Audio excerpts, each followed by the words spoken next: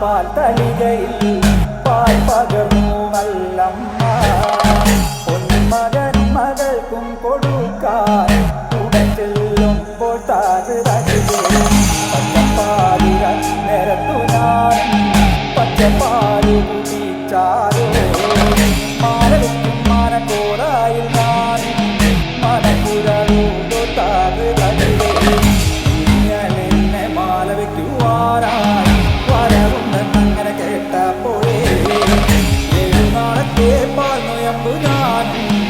എടുത്തവളാണ് താഴ് കൊല്ലം മാനക്കോടായി നല്ല നാടുകെട്ടും ഗോപുരപ്പാടിക്കൽ അകത്തില്ല പാകശാലയിൽ നല്ലമ്മ